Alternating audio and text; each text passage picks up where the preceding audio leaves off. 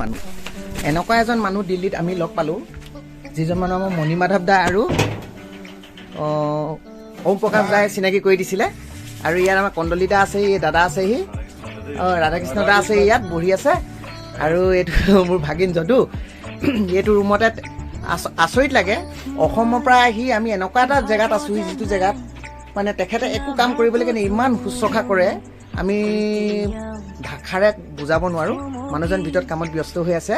অসমৰ পৰা যোনেই নাহক তেখেতে গম পালে সকলোকে লৈ আহি তেখেতৰ ৰুমত ৰাখে আৰু নিজে বনাই মেলি খুৱায় दादा इधर देखिए दादा इधर देखिए ये दादा है इधर देखिए ये दादा है पूरा करता वादा है बात कम काम करता ज्यादा है ये देखिए সঁচাই আমাৰ অসমৰ ৰাইজৰ কাৰণে যিখিনি কাম কৰিছে এজন মানুহে আমি তেখেতক প্ৰশংসা কৰিব লাগিব সুৰেশ কুমাৰ আৰু দিল্লী নিচিনা এটা জেগাত এনেকুৱা শুশ্ৰূষা কৰিছে আপোনাৰ খোৱা বোৱা পৰা আদি কৰি থকা মেলা সকলো সুবিধা কৰি দিয়ে আমি দিল্লীলৈ আহিছোঁ কিন্তু মই ইয়াত থকা নাই আমাৰ দাদা দুজন আছে কন্দলি দা আছে আৰু এজন দাদা ৰাধাকৃষ্ণ দা আছে এতিয়া আমি গোটেই দিল্লীখন ঘূৰিম আৰু আপোনালোকক মই গোটেই দিল্লীখন এই ভিডিঅ' কৰি আজি কালিলৈ মানে আপোনালোকক দেখুৱাম আৰু মই প্ৰথমে ইয়াত দেখুৱাবলৈ আহিছোঁ কিবা এয়া আমাৰ কন্দলি দা আপুনি কিবা এটা কৈ দিয়কচোন কালি তেলেগুৰ হেৰি এটা কৈ দিয়কচোন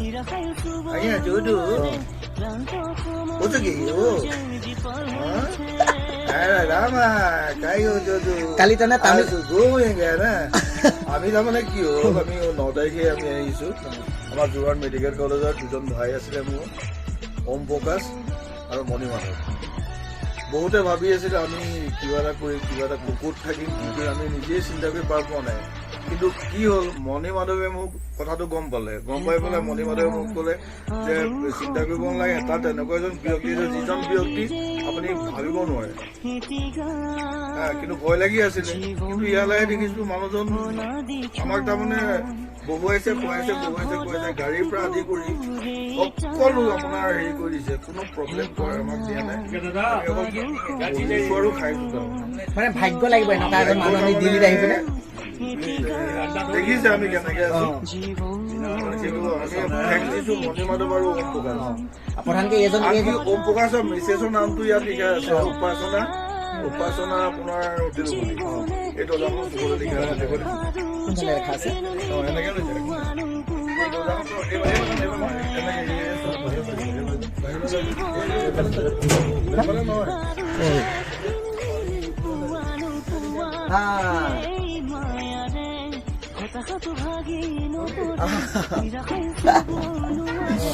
এতিয়া ফোনটো হেৰিটো যে নহয় ইয়াক খাবলৈ দিছে আমি খাই আহিছিলে আকৌ খাবলৈ দিছে সঁচাকৈ আমাৰ বহুত ভাগ্য ভাল দিল্লী নিচিনা এখন ঠাই এনেকুৱা এজন মহান ব্যক্তিক লগ পাইছোঁ আমি ভাষাৰে বুজাব নোৱাৰোঁ তেখেতৰ আতিথ্যত আমি ইমান সুখী হৈছোঁ প্ৰধানকৈ বিপদত পৰিলে অসমৰ মানুহ তেখেতে নিজে আনি পেলাই এই ৰুমত ৰাখি খোৱা বোৱা বাদ দিয়ে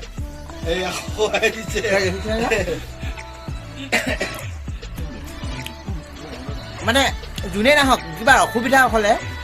অসমৰ কোনোবা যদি অসুবিধা হয় দিল্লীলৈ আহোঁতে আপোনালোকে ফোন কৰিব এই মানুহজনৰ 1 টকা পইচা নোহোৱাকৈ আপোনাক যিখিনি সহায় কৰিব সেইটো তুলনাবিহীন এই মানুহজন ইমান জনপ্ৰিয় আপোনালোকে নিজে চাওক এয়া ভাৰতৰ প্ৰধানমন্ত্ৰীৰ কাষত তেখেতে ৰৈ আছে আৰু দেখুৱাইছোঁ আপোনালোকক এয়া ভাৰতৰ প্ৰধানমন্ত্ৰী ভাইক নহয় জানো এয়া কোন হে ইয়ে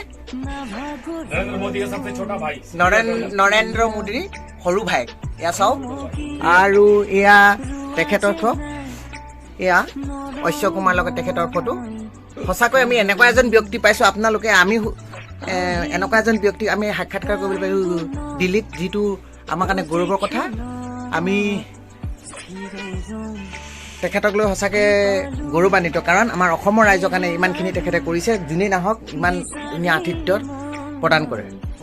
অসমৰ পৰা এখন ফুলাম গামোচা দিবলৈ লৈছোঁ এখন সন্মানে যিখিনি আপ্যায়ন কৰিছে অসমৰ ৰাইজৰ বাবে আমি তেখেতৰ সঁচাকৈ বহুত সুখী হৈছোঁ আমি তেখেতক ভাল আপোনাক सब आसाम लोगों का बहुत बहुत धन्यवाद बहुत अच्छे लोग बहुत आसाम तरक्की करे बहुत प्रोग्रेस से हर बच्चा हर बच्ची सब बहुत तरक्की करे बहुत खुश रहे आप happy Assam happy Delhi happy India thank you आपको आसाम आना पड़ेगा आप हमें बिल्कुल आएगा तुम्हारा शादी में तो जरूर आएगा ठीक है शादी जय आय अखम हम डांस करेगा और हाँ। तुम शादी के बाद रोमांस करेगा जय आय अखम बोले हाँ, बिल्कुल आएगा जरूर आएगा जय आय अखम जय होम जय आय जय अखम आय होम অসম অসম ओहोम ओहोम জয় আই Assam happy day happy night happy day thank you Assam okay भैया অ